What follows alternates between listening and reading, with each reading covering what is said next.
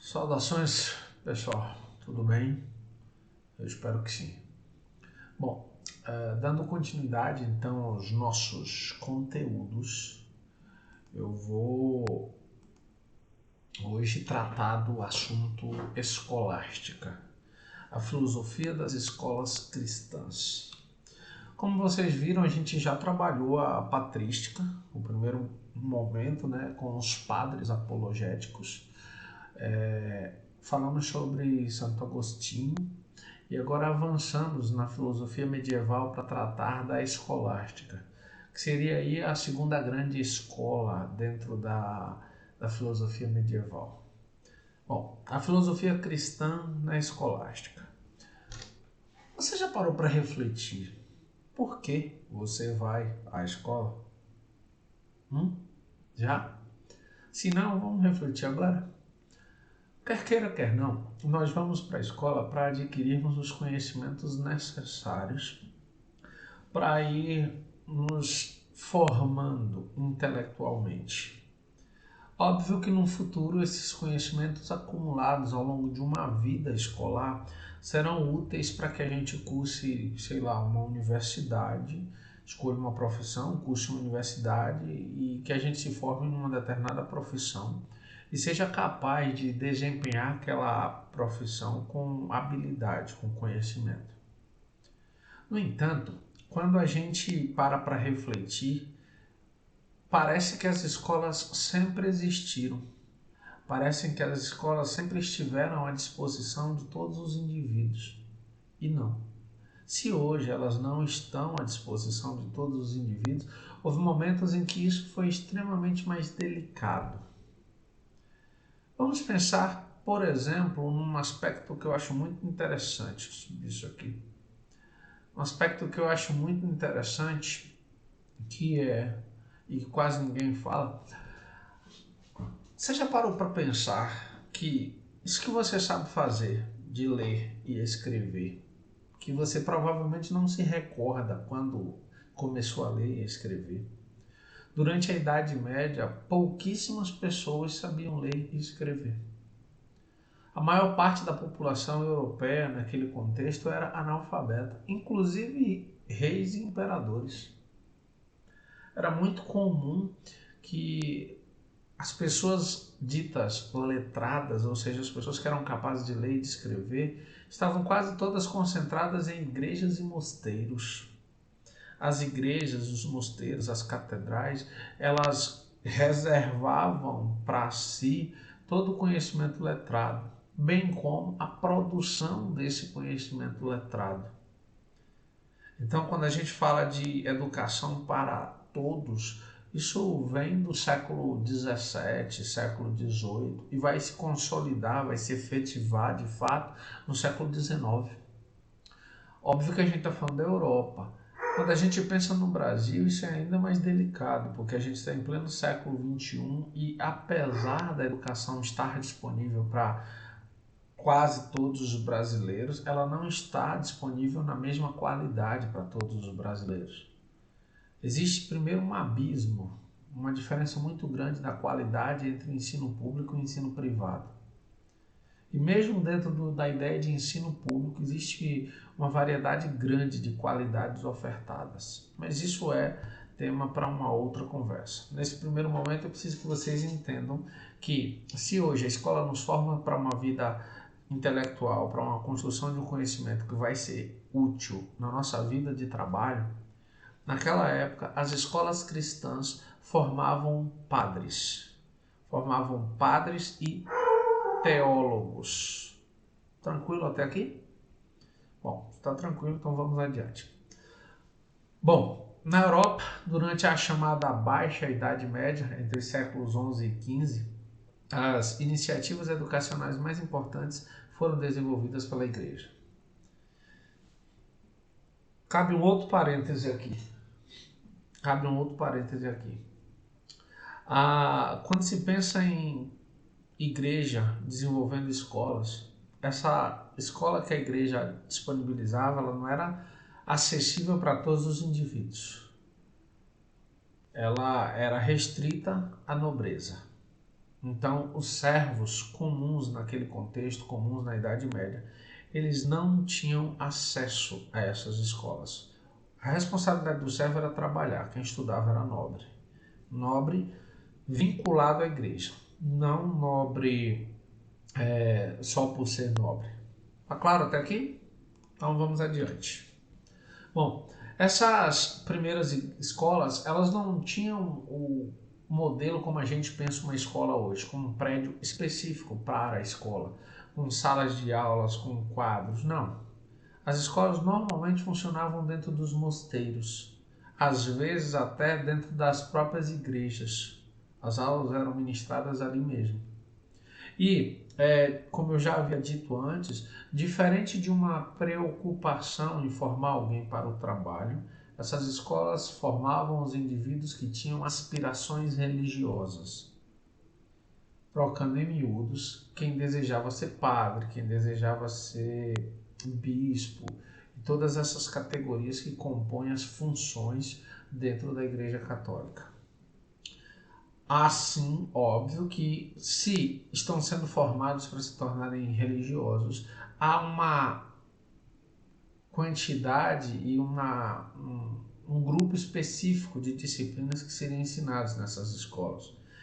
E entre essas disciplinas estão a gramática, e quando a gente pensa na gramática, a estrutura da língua, no caso o latim, principalmente. A maioria dos estudantes estudavam em latim. Independente do lugar onde estivessem, essas aulas eram ministradas em latim. Estudavam lógica, estudavam retórica, capacidade pública de argumentar, de convencer. Estudavam geometria, aritmética, astronomia, música e, óbvio, principalmente se dedicavam aos estudos bíblicos e ao cristianismo.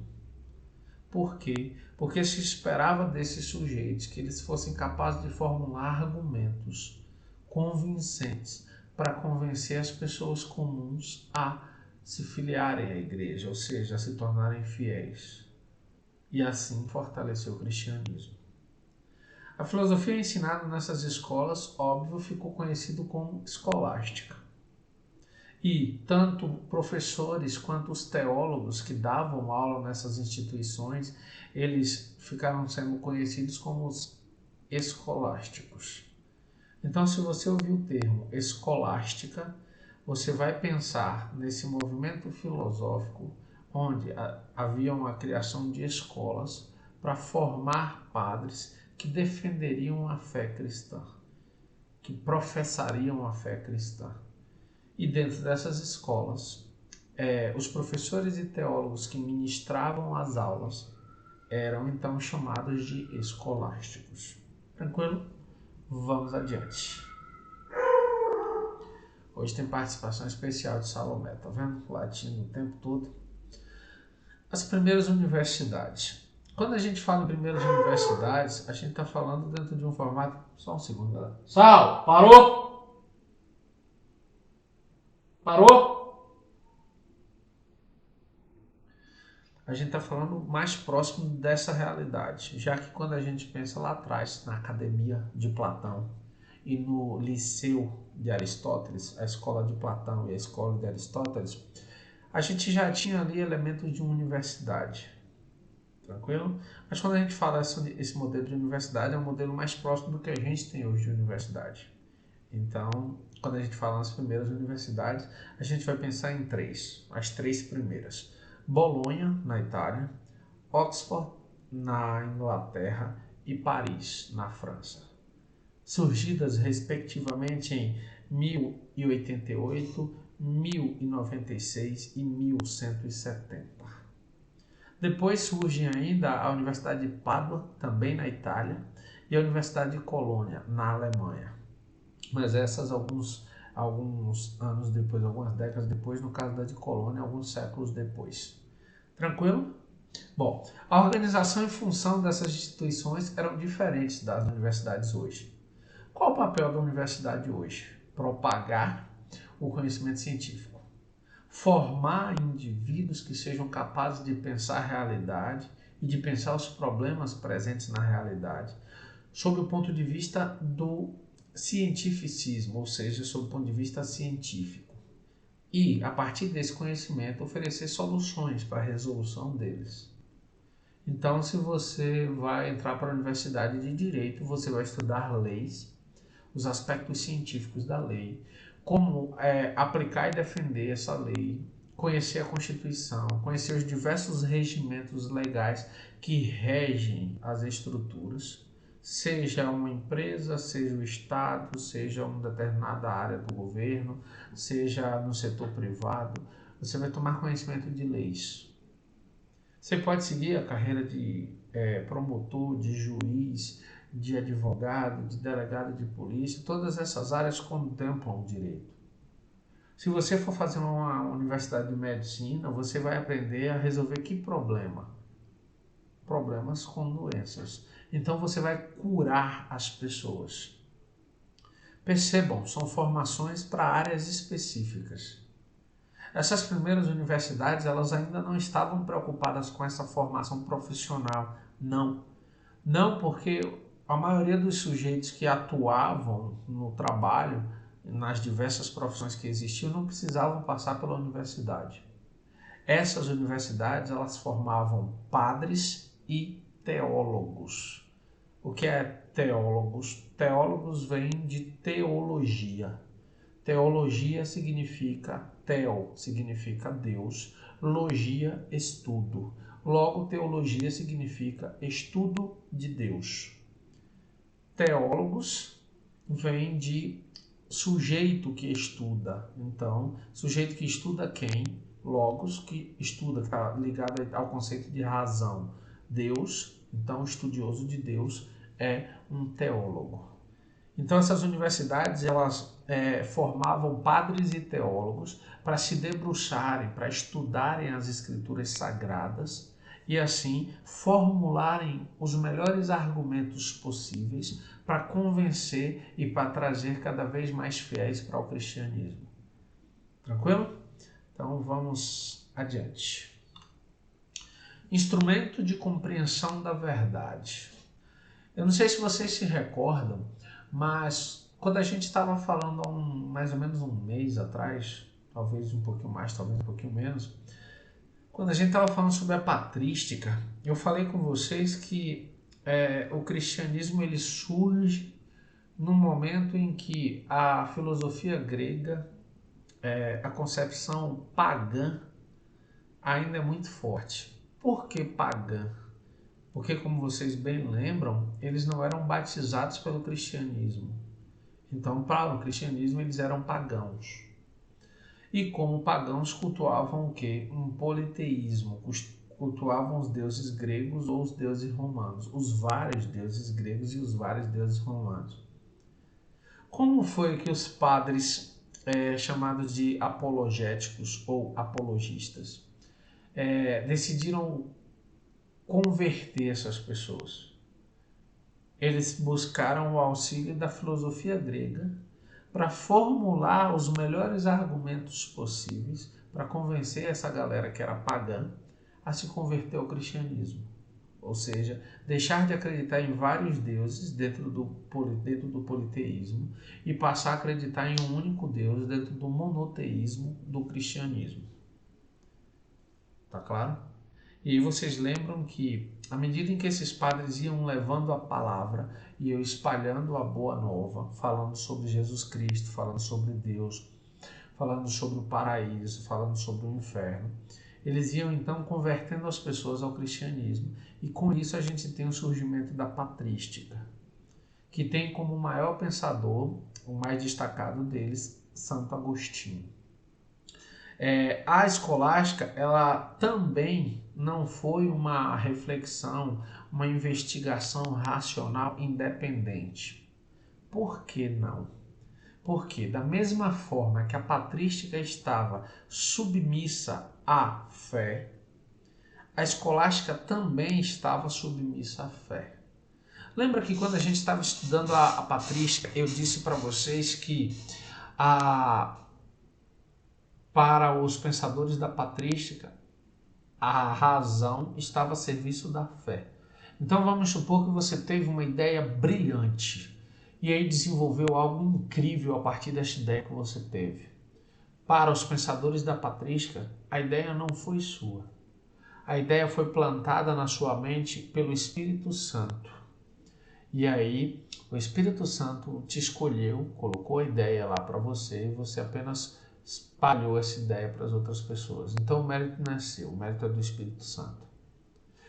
Quando a gente chega na escolástica, a escolástica também vai manter essa proposta. A escolástica também vai tentar conciliar fé e razão. A escolástica vai defender que a fé não é inimiga da razão e nem a razão é inimiga da fé, mas que elas podem trabalhar juntas para fortalecer exatamente a fé. Então a razão estaria a serviço da fé. E aí a filosofia, portanto, seria um instrumento utilizado para aproximar os homens da verdade. Que verdade? A verdade revelada pela fé, a verdade divina, a verdade absoluta, para que eles pudessem compreendê-la melhor. E aí, essa razão submissa ou a serviço da fé iria facilitar a explicação para essas pessoas, fazendo com que elas compreendessem de forma mais tranquila, mais fluida, mais fácil. Tranquilo? Então, vamos adiante. Lembrando que se você tiver alguma dúvida, anota no caderno e a gente tira na próxima live. Beleza? Vamos lá. As polêmicas da escolástica.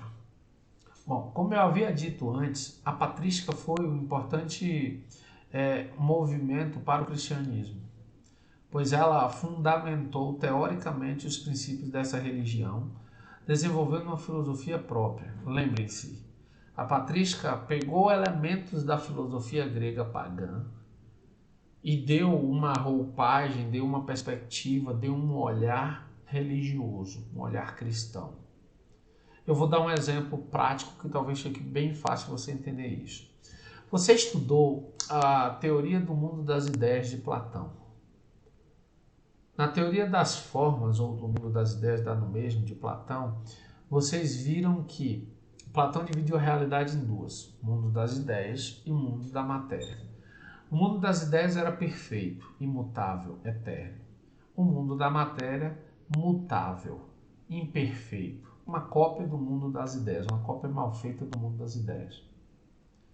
Quando Santo Agostinho pega essa ideia de Platão, pega essa concepção de Platão, ele vai então dizer que existe um paraíso, que é o céu, para onde os justos vão passar a eternidade, e existe um mundo inferior, que é esse que nós estamos, que é uma cópia imperfeita do paraíso, onde a gente vem passar um tempo, as coisas mudam, o tempo tem efeito aqui, e que depois da morte a gente então vai para esse paraíso, passar a eternidade. Percebe como houve uma adequação da filosofia de Platão à filosofia cristã, a patrística?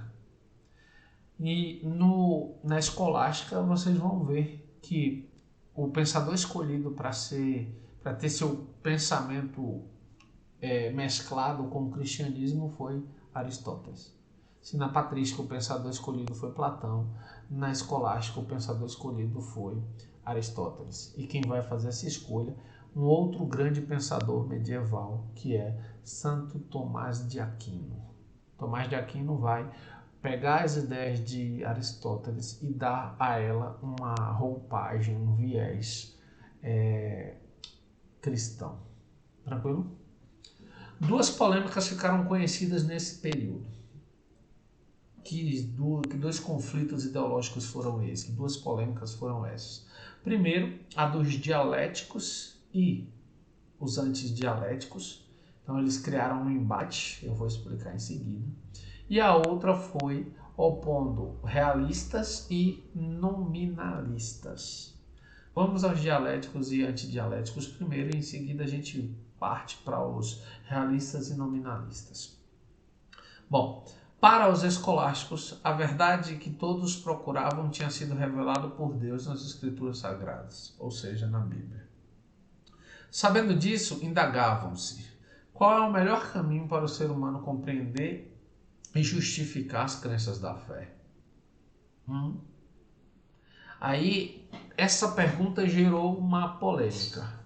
Por quê? Porque havia um grupo de pensadores chamados de dialéticos que defendiam que essa justificativa da crença da fé deveria ser formulada a partir de argumentos racionais. Então, as pessoas estudariam filosofia, estudariam as escrituras sagradas e formulariam argumentos, ou seja, ideias, falas racionalmente organizadas para convencer outras pessoas a também se filiarem, serem catequizados pelo cristianismo, serem batizados pelo cristianismo. Do outro lado, lembrando que, aqui abre um parêntese para facilitar o entendimento, lembrando que o termo dialética dentro da filosofia significa a arte do debate, a arte do diálogo, a contraposição de ideias. Tranquilo? Então lembrem-se sempre, dialética é a arte do debate, a arte do diálogo, a contraposição de ideias. Tranquilo? E aí os antidialéticos diziam não é necessário formular um argumento lógico para defender a fé. A fé vale por ela mesma. A gente não precisa explicar a fé racionalmente. A gente precisa só apresentar a fé, disponibilizar a fé para as pessoas e elas por si só serão tocadas por essa fé. Eu não preciso organizar argumentos para convencer as pessoas dessa fé. E aí esses dois grupos passaram um tempo debatendo qual estaria correto e qual estaria equivocado. Tranquilo? Espero que sim. Então vamos adiante. Realistas versus nominalistas.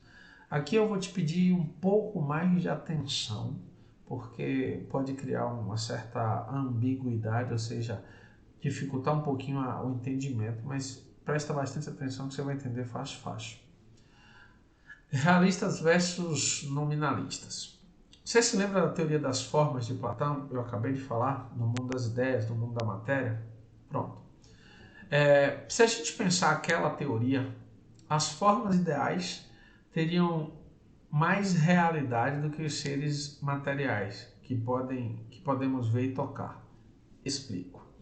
Vocês lembram que Platão diz que no mundo das ideias estão as coisas perfeitas. Então pense num cavalo. Para Platão, no mundo das ideias existe uma ideia de cavalo perfeita. A partir dessa ideia que está lá, imutável, eterna, perfeita, todos os outros cavalos do mundo foram criados. Então você vai ter um manga-larga machador, um cavalo lindo, e vai ter um pangaré manco, um cavalo feio. Ambos são cópias imperfeitas da ideia de cavalo que está no mundo das ideias. Pegue uma cadeira, qualquer cadeira que seja, uma de um pé, uma de 2, de 3, de 4, quantas você quiser. Pegue essa cadeira. Por melhor e mais bonita que ela seja, para Platão, ela é uma cópia imperfeita da ideia que existe de cadeira no mundo das ideias. No entanto, como é que eu acesso esse mundo das ideias? Através da razão, através da reflexão. Como é que eu acesso o mundo da matéria? Através dos 5 sentidos. Eu vejo esse mundo da matéria. Eu sinto o cheiro desse mundo da matéria. Eu posso sentir o sabor desse mundo da matéria. Eu posso ouvir esse mundo da matéria. Ou eu posso tocar esse mundo da matéria. Ou seja, através dos 5 sentidos humanos. Por isso ele também chama de mundo sensível. Bom, na Idade Média, essa ideia de Platão foi retomada por pensadores conhecidos posteriormente como realistas. E o que é que definiu esses pensadores realistas? Eles defendiam que os conceitos gerais ou universais, vamos pensar a ideia de cavalo, a ideia de ser humano, existiam independente das coisas particulares. Então, assim, vamos supor que existe uma ideia de cavalo no mundo das ideias e existem todos os cavalos aqui no mundo. Vamos pensar em um número absurdo. 5 milhões de cavalos no mundo todo. não sei quantos são, mas só para pensar.